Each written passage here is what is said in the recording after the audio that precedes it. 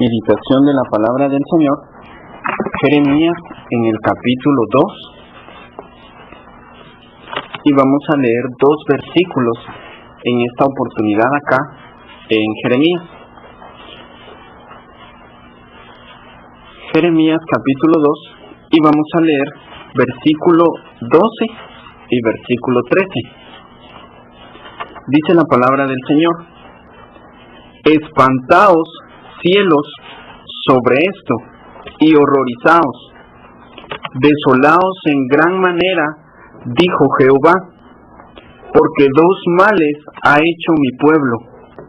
Me dejaron a mí, fuente de agua viva, por cavar para sí cisternas rotas que no detienen agua. Nosotros vemos acá un anuncio que hace Dios. Usted recordará Salmos capítulo 19, versículo 1, dice que los cielos cuentan la gloria de Dios. En la Biblia a nosotros se nos habla de 2 tipos de revelación.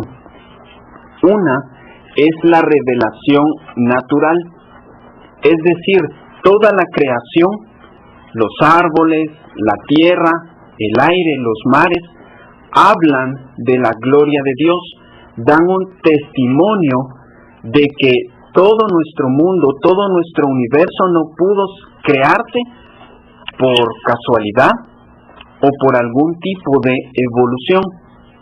Entonces, la Escritura, como le digo, en los Salmos a nosotros nos da eso y nos dice que el día le habla a la noche y la noche le habla a la mañana siguiente.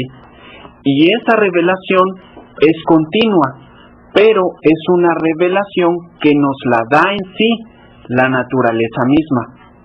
Hay otro tipo de revelación que es ya la revelación específica. Y esa revelación específica nos dice la carta a los Hebreos que Dios nos ha hablado a nosotros de una manera especial. Habló por medio de profetas y hoy, en este tiempo, nos habla por medio del Señor Jesucristo. Ahora bien, como leímos aquí, el Señor le dice a la naturaleza en sí, a esa revelación natural, que se espante. Él dice, bueno, pónganse tristes, lamenten, pónganse ustedes a pensar, y Él dice, porque mi pueblo ha hecho 2 males. En el versículo 13 nos dice, como leímos, porque 2 males hizo mi pueblo. ¿Cuáles son esos 2 males? Él dice, primero, me dejaron a mí fuente de agua viva. ¿Ha visto usted cómo nace el agua de la tierra? Yo en una ocasión tuve la oportunidad de verlo. Se ve un pedacito de tierra así. No se ve diferente a toda la tierra, pero alrededor hay un montón de agua. Y a veces sale de las piedras o a veces de la misma tierra y comienza a flotar así el chorrito. Es un agua clara, es un agua que nosotros decimos cristalina. Y el Señor se asemeja en este momento a ese tipo de agua. Un agua que siempre está corriendo. Es un agua que nunca deja de salir, que siempre está brotando. Y Él dice, me dejaron a mí fuente de agua viva. ¿Sabe usted por qué dice Él esa alegoría? Él lo dice así porque nosotros necesitamos agua para sobrevivir. Científicamente está comprobado que nosotros podemos pasar 4 o 5 días sin comer, que no nos morimos. Pero aproximadamente 2 o 3 días sin líquido, nosotros nos morimos. Nuestro cuerpo tiene un alto porcentaje de líquido.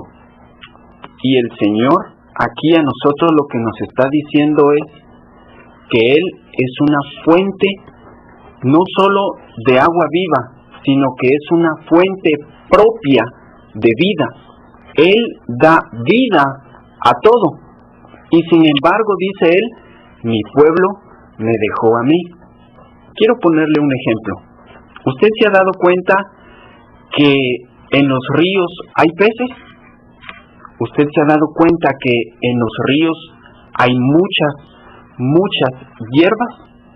Eso es porque el río, por ser un agua que siempre está corriendo, está limpia y puede permanecer la vida en ese río de agua. Ahora bien, si usted piensa en todo esto, el Señor dice: yo soy una fuente de vida y sin embargo mi pueblo me ha dejado. En una ocasión uno de los profetas preguntó: ¿qué mal encontraron sus padres en mí para que me dejaran? Es algo que realmente uno muchas veces no se puede explicar. Y el Señor aquí una vez más lo está diciendo. El pueblo que había visto las maravillas de Dios, que había visto todos aquellos milagros que Dios había hecho, todo aquel pueblo que veía los milagros que hacían los profetas, sencillamente en ese momento dejan a Dios. Se van tras cosas que realmente no aprovechaban. Jonás, capítulo 2, a nosotros nos dice que todas aquellas personas que se apartan de Dios se van tras algo que se llama vanidad, algo que sencillamente no aprovecha. Ahora bien, vea usted el segundo mal. Dice: me dejaron a mí, fuente de agua viva, por cavar para sí cisternas rotas que no detienen agua. ¿Se da usted cuenta aquí de que esto es muy semejante? Cuando nosotros tenemos en nuestra casa el problema de que no hay mucha agua, tenemos que mantener el agua acumulada, agua que nos funciona para cocinar, para lavar, para todo. En este momento, el pueblo de Israel tiene un río de agua viva. ¿Qué hacen ellos? Ellos sencillamente se desvían de ese río, hacen cisternas, es decir, en la tierra cavan un agujero grande, lo rellenan con algo para proteger que no haya algún tipo de filtración de agua, y ahí comienzan a acumular. Realmente parece lo mismo, el líquido vital para nosotros, el agua. ¿Sabe usted cuál es la diferencia? Que conforme va pasando el tiempo, el agua estancada se ensucia. El agua estancada no puede producir vida. ¿Y sabe usted por qué? Porque está encerrada. El Señor sencillamente nos está mostrando algo que al principio no parece tan grave, al principio no parece tan malo. ¿Cuál es la diferencia? Que ya no vamos al río a tomar agua y luego regresar a nuestra casa. Tenemos el agua en nuestra casa, ahí está el agua y nos espera cada vez que nosotros querramos. Pero el Señor eso lo ve como un gran pecado, lo ve como algo muy malo. ¿Y sabe usted por qué? Leamos en el capítulo 4 de Jeremías.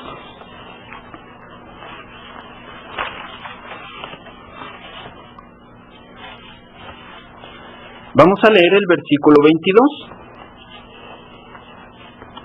Dice Jeremías 4:22: porque mi pueblo es necio, no me conocieron los hijos ignorantes y los no entendidos. A esto es a lo que se refiere Jeremías capítulo 2. Sabios para hacer mal y para bien hacer, no supieron. ¿Se da usted cuenta de esto? Aquí el Señor dice, bueno, son hijos, ¿sí? Tienen el honor y la dicha de ser llamados hijos de Dios, pero Él dice que son hijos que no pueden entender. Son hijos que pueden hacer lo que es malo, pero realmente lo que es bueno no pueden hacerlo. Ahí nosotros nos encontramos ahora con lo que Dios está tratando de decir. Aquí para nosotros, estas palabras quizá no son duras, no son difíciles, pero el Señor lo que nos está hablando realmente es algo muy duro. Usted puede ver ya cómo están los tiempos. Génesis capítulo 1 dice que Dios puso en el cielo el sol y la luna que a nosotros nos sirven como señales. Y esas dos lumbreras que Dios puso en el cielo ya nos están dando a nosotros señales. No solamente con cómo son los días o cuánto duran los días, sino que sencillamente ya nos están hablando de un modo espiritual. Muchos, llamándose cristianos o hijos de Dios, no importando la religión, muchas veces dicen llamarse hijos de Dios, están haciendo lo que no agrada a Dios. Por eso Él dice, aunque se dicen hijos de Dios, hacen lo que no es bueno, hacen lo que no conviene. Quiero darle un ejemplo acerca de los dos males que leímos en Jeremías. Y le invito al segundo libro de los Reyes, capítulo 4. Vamos a ver en este momento un ejemplo de lo que hoy a nosotros nos puede dar una pequeña vislumbre acerca del estado espiritual de muchos, pero realmente muchos religiosos hoy en día. Segundo libro de los Reyes, capítulo 4, dice el versículo 38. Vamos a comenzar a leer desde este versículo. Segundo de Reyes, capítulo 4, versículo 38, dice: Y Eliseo se volvió a Gilgal. Había entonces grande hambre en la tierra, y los hijos de los profetas estaban con él. Por lo que dijo a su criado: Pon una grande olla y haz potaje para los hijos de los profetas. Vea el versículo 39. Y salió uno, es decir, uno de los hijos de los profetas, salió al campo a coger hierbas, y halló una como parra montés, y cogió de ella una faldada de calabazas silvestres, y volvió y las cortó en la olla del potaje, porque no sabía lo que era. Se echó después para que comieran los hombres, pero sucedió que comiendo ellos de aquel guisado dieron voces diciendo: Varón de Dios, la muerte en la olla, y no lo pudieron comer. Él entonces dijo: Traed harina, y la esparció en la olla, y dijo: Echa de comer a la gente, y no hubo más mal en la olla. Este realmente es un ejemplo muy importante, muy interesante. En la tierra de Israel hay muchas hierbas. Esa tierra es un poquito desértica, entonces hay ciertas hierbas que crecen allí. Lo que nos está diciendo esta historia es de que en ese momento viene el profeta y le dice a su ayudante, que se llamaba Giesi: bueno, tienes que hacer un caldo de hierbas, haz una sopa o un caldo ahí y le das de comer a ellos. Si usted lee más adelante, se dice que estos llamados hijos de profetas eran como 100 personas. Entonces viene aquel hombre y me imagino yo, sale, va a buscar las hierbas y regresa. Pero uno de estos hijos de los profetas, que me imagino yo trató de ayudar a este personaje, Giesi, lo que hizo fue que vio una hierba que sin lugar a dudas él no la conocía, no sabía qué era, pero le debió haber gustado algo de esa hierba le llamó la atención. Entonces lo que hizo fue que la agarró, la arrancó de la tierra, la llevó, no consultó con aquel responsable de hacer la comida, y sencillamente él partió toda esa hierba y la echó en la olla. Lo interesante es que todas esas personas, imagínese usted, aproximadamente 100 personas allí, y ninguno se dio cuenta, hasta el momento en donde, como leímos, ya estaban comiendo de esa sopa. cuando ya los platos estaban ahí y dice que unos empezaron a comer, ya empezaron a gritarle al profeta, hay muerte en la olla. Es decir, lo que vamos a comer nos va a matar. Eso para nosotros hoy en día es importante. Nosotros podemos aprender de esto algo. Muchas veces nosotros buscamos conocer un poquito más, tanto de lo espiritual como del conocimiento mismo. Nosotros comenzamos poco a poco a buscar un mejor entendimiento y cierto es, comenzamos a leer ciertos libros, ciertas revistas, comenzamos a escuchar ciertas predicaciones, ciertos estudios que quizá a primera vista parecen buenos. Quizá mientras nosotros los vamos escuchando van llenando nuestra sed de conocimiento, pero llega un momento y muchas veces ese momento ya es demasiado tarde cuando nosotros nos damos cuenta que ya nuestro carácter de cristianos ha cambiado. ¿Cuántas veces usted ha visto que muchas iglesias evangélicas buscan puestos en la política? ¿Cuántas veces usted ha visto que muchas iglesias evangélicas ahora están tratando de imitar la religión judía, que el día del júbilo, que la Pascua, que esto, que lo otro? Son cuestiones que para nosotros, siendo diferentes, buscamos como aquel hombre, aquello que nos atrae, aquello que nos gusta, aunque no lo conozcamos, estamos allí. Y allí queremos permanecer porque para nosotros es algo nuevo, es algo bonito, algo atrayente. Pero como vemos aquí, la palabra del Señor nos dice que ya cuando aquellos estaban comiendo de esa sopa, se dieron cuenta que era malo.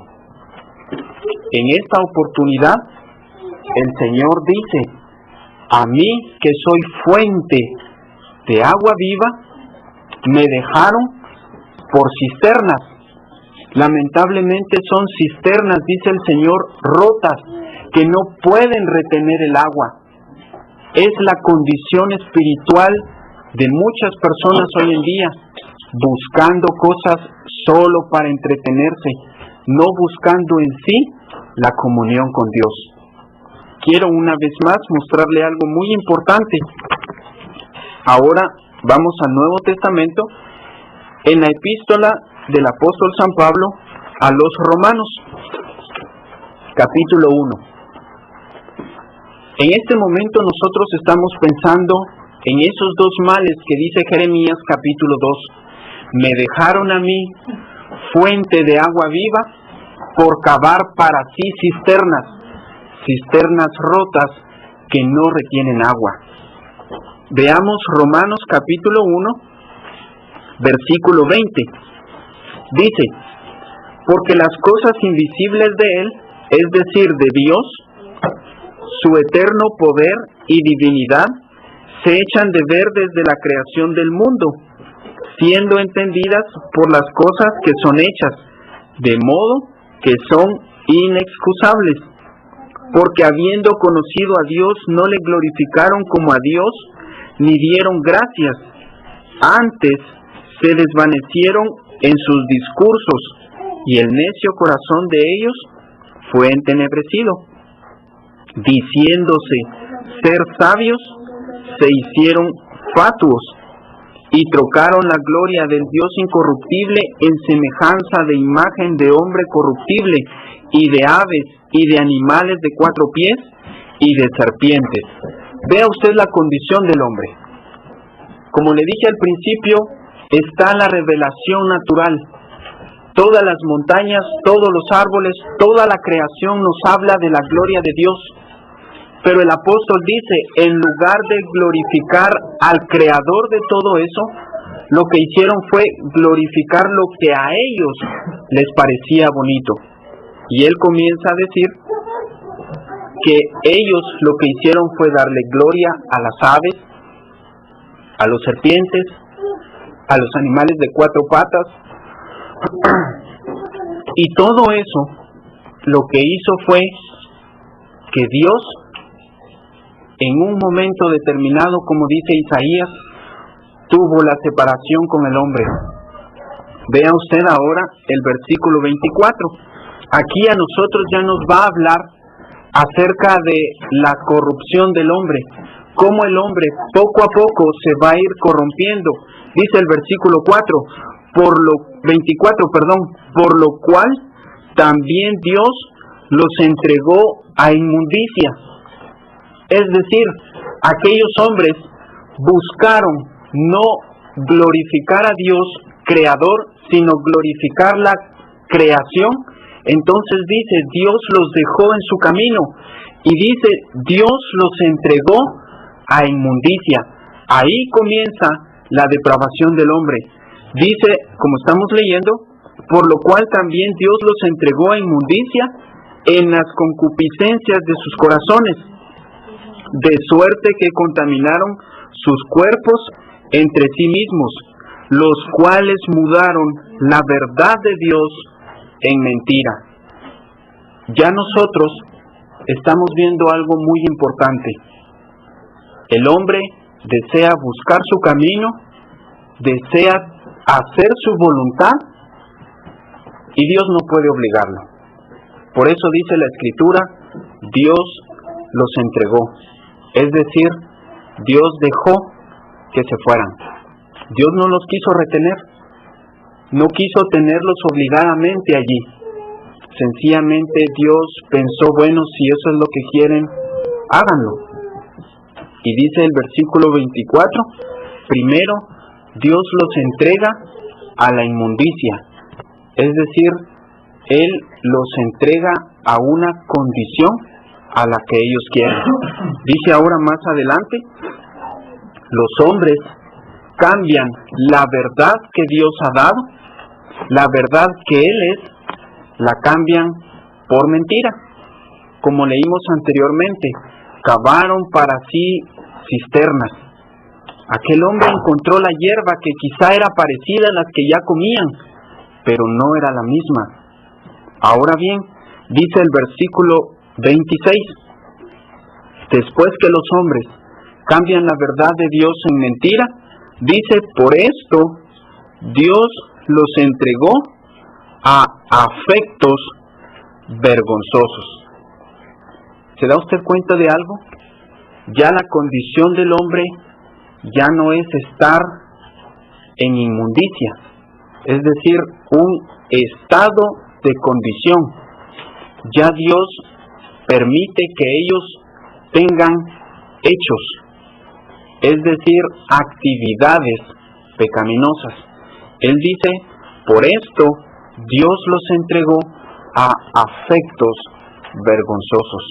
La depravación del hombre cada vez va peor, va progresando. Ahora bien, si usted lee el versículo 27, a nosotros ya nos da un aspecto peor. Dice el apóstol que las mujeres cambian el uso natural, lo mismo que los hombres, y comienza a haber una inmoralidad en el ser humano que es muy grande. Ahora bien, el versículo 28 dice, y como a ellos no les pareció tener a Dios en su noticia, Dios los entregó a una mente depravada para hacer lo que no conviene. ¿Se da cuenta usted ahora? Ya no es solo un estado, ya no es solo un hecho, es la naturaleza misma del hombre que se ha corrompido. Por eso dice la Escritura, ya Dios los entrega a una mente depravada. Es decir, el hombre, poco a poco, sin darse cuenta, se aleja de Dios. Cuando viene el momento oportuno en el que Dios habla, y como dice Ageo capítulo 1, considera tus caminos, dice la palabra de Dios que a los hombres no les pareció tener la noticia de Dios. Así como en una ocasión le dijeron a Jeremías, ¿recuerda usted cómo Jeremías le hablaba al pueblo y él los exhortaba a seguir a Dios? Aquellos hombres le dijeron: Jeremías, lo que nos estás hablando es cierto y eso es bueno, pero no te seguiremos. Ya en ese instante, la naturaleza misma, corrompida del hombre, era la que gobernaba su corazón. Por eso es que el Señor le habla a toda la naturaleza y le dice: entristezcanse, desolaos, dice la palabra de Dios, porque dos males ha hecho mi pueblo. Hoy por hoy, poco a poco, toda la cristiandad se está yendo tristemente engañada a ciertas cosas que no convienen. Tristemente la condición del hombre hoy, incluso con versículos bíblicos, se está alejando de la presencia de Dios.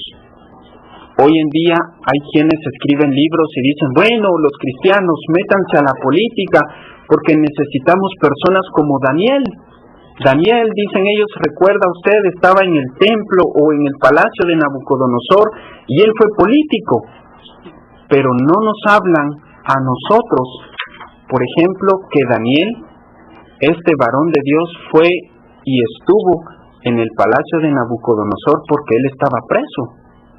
Él estuvo preso allí en el palacio de Nabucodonosor, y si él funcionó como político, no fue por su voluntad. De igual manera, hoy nos dicen que todas las religiones tienen que unirse porque Dios es amor y todos adoramos al mismo Dios. Es cierto, pero no nos hablan lo que hay alrededor de esas noticias. No nos ayudan a nosotros a entender nuestra situación. No estamos hablando de venir o no a una iglesia. Estamos hablando de tener comunión con Dios. Si nosotros tenemos comunión con Dios, vamos a poder buscar a Dios.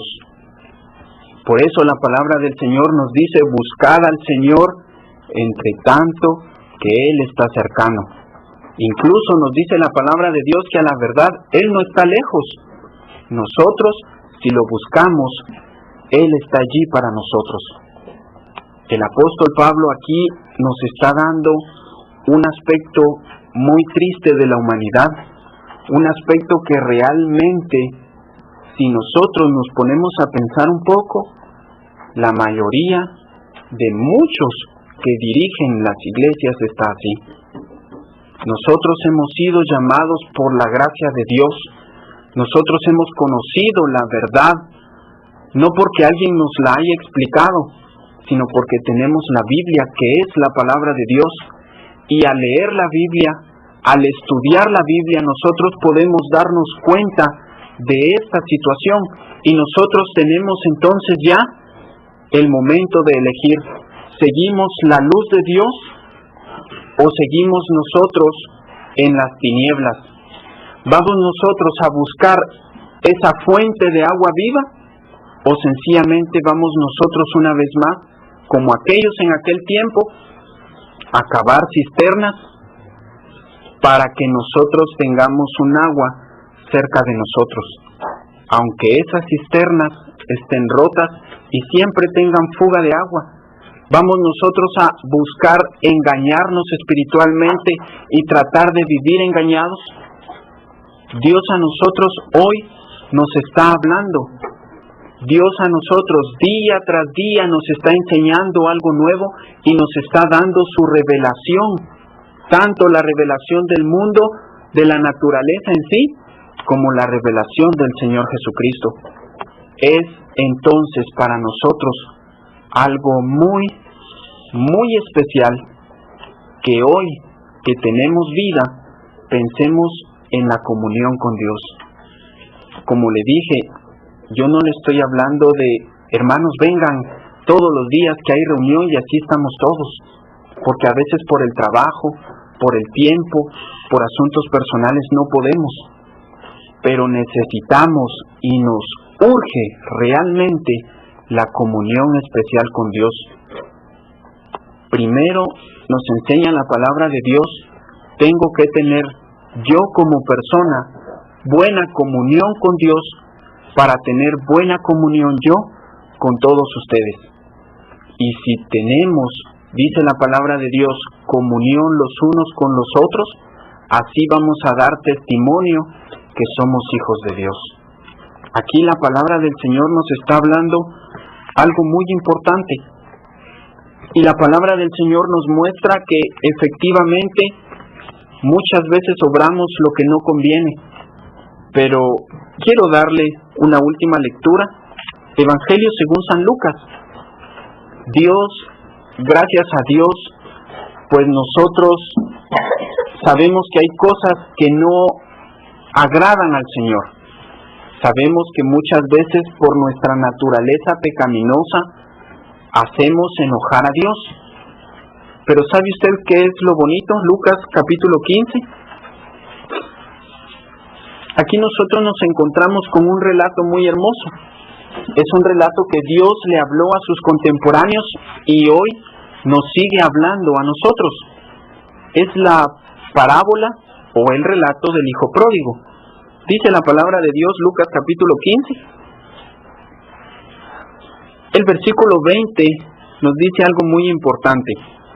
Y levantándose el hijo pródigo, vino a su padre, y como aún estuviese lejos, lo vio su padre y fue movido a misericordia, y corrió, y se echó sobre su cuello, y le besó. Esto para nosotros es una buena noticia. Antiguamente, cuando era el tiempo de los reyes, todas las ciudades estaban encerradas con una gran pared. Y entre esa pared todavía se levantaba una torre un poquito más alto. Y en esa torre siempre había una persona. Esa persona era llamada atalaya. Y ahí estaba esa persona todo el día, todos los días. Y esta persona podía ver alrededor de esa ciudad. Conforme fue pasando el tiempo, eso se quitó. Sin embargo, un poquito antes que se escribiera el Antiguo Testamento, en cada ciudad había un montón de tierra. Y cuando había alguna guerra o algo por el estilo, siempre había una persona que subía y allí esperaban a los soldados que venían de la guerra. Lo que nos está tratando de decir el Señor Jesucristo en la parábola del hijo pródigo es que día a día ese padre de familia salía de su casa, subía a ese montón de tierra y ahí esperaba a su hijo. Por eso dice la Escritura que cuando su padre vio al hijo desde lejos, él corrió y lo abrazó. Aquí lo que nos está dando a entender el Señor es la misericordia que Dios nos tiene. Nosotros, como es nuestra naturaleza, muchas veces nos alejamos de Dios. El apóstol Pedro escribe, nosotros éramos como ovejas descarriadas. El profeta Isaías nos dice, nosotros como ovejas cada cual buscó por su camino.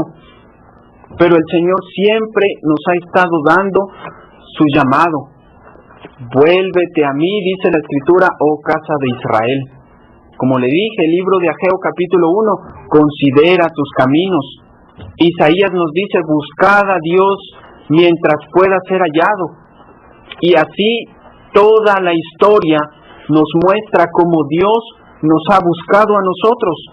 Dios nos está llamando y constantemente nos habla que debemos acercarnos a Él. Y así como aquel padre cada día salía a ver si su hijo volvía, el Señor cada día nos anda buscando, cada día nos habla, cada día espera que nosotros de alguna manera podamos incrementar la comunión con Él, que nuestra intimidad con el Señor tal vez no sea de más tiempo diariamente, sino que sea mejor, que sea de una buena calidad, que nosotros podamos crecer espiritualmente, que nosotros tengamos, al final de cuentas, confianza y fe en Dios. El apóstol Pablo escribe a los Corintios y dice que nosotros somos una nueva masa. El apóstol Pablo de igual manera escribe en la primera a los Corintios, todos los que están en Cristo Las cosas viejas pasaron, ahora todas son hechas nuevas. ¿Y sabe usted qué es lo que implica eso? Que anteriormente nosotros estábamos haciendo, no hicimos, estábamos haciendo, constantemente había una actividad nueva en nuestra vida. Hoy que estamos en Cristo, tenemos que hacer constantemente nuevas obras. No es que ya hayamos hecho todas las obras, debemos poco a poco ir haciendo nuevas obras. Y una de ellas es que nuestra comunión con Dios debe mejorar. Hace 8 días leímos en uno de los profetas que dice: si ustedes me llaman Padre, ¿dónde está mi respeto? Si ustedes me llaman Señor, me llaman Dios, ¿dónde está el temor que deben mostrarme? Nosotros conocemos la verdad de Dios, a nosotros nos ha amanecido el Espíritu Santo, y eso para nosotros es un regalo de Dios. No debemos despreciar ese regalo. Debemos buscar continuamente la presencia del Señor para poder ir creciendo, para poder ser mejores.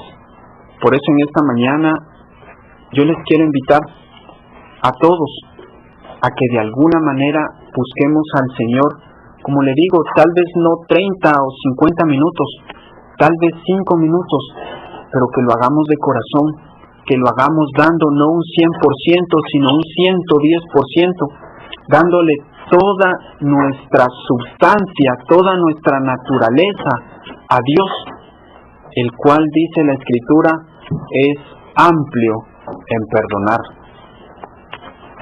Aquí yo me puedo dar cuenta de algo. No es criticar, no es hablar mal, pero yo veo que muchos de ustedes están atrás. ¿Qué les impide, hermanos, hermanas, acercarse a la presencia de Dios? El Señor hoy nos está hablando, no solo a los que estamos aquí en comunión, nos está hablando a todos como iglesia local, como hijos de Dios. Acerquémonos al Señor, dice Santiago, y Él se acercará a nosotros. Les invito para que todos pensemos en esta mañana, para que meditemos en cómo está nuestro corazón delante del Señor. Quiero dejarle una última lectura y con esto vamos a terminar en la epístola a los Hebreos. Hebreos capítulo 3, versículo 7. Y con esta lectura terminamos la meditación de la palabra del Señor. Dice Hebreos capítulo 3, versículo 7. Por lo cual, como dice el Espíritu Santo, si oyereis hoy su voz, no endurezcáis vuestros corazones, como en la provocación en el día de la tentación en el desierto, donde me tentaron vuestros padres. Me probaron y vieron mis obras durante 40 años, a causa de lo cual me enemisté con esta generación, y dije: siempre divagan ellos de corazón, y no han conocido mis caminos. Juré pues en mi ira, no entrarán en mi reposo. Mirad, hermanos, que en ninguno de vosotros haya corazón malo de incredulidad para apartarse del Señor vivo. Antes, exhortaos los unos a los otros cada día, entre tanto que se dice hoy, porque ninguno de vosotros se endurezca con engaño de pecado, porque participantes de Cristo somos hechos, con tal que conservemos firme hasta el fin el principio de nuestra confianza. Damos gracias al Señor por su palabra y que Él la bendiga en nuestros corazones. Amén. Alabanza número 90.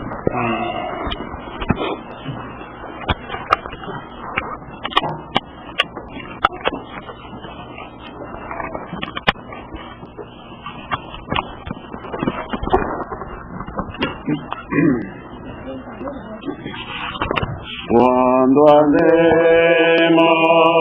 con Dios,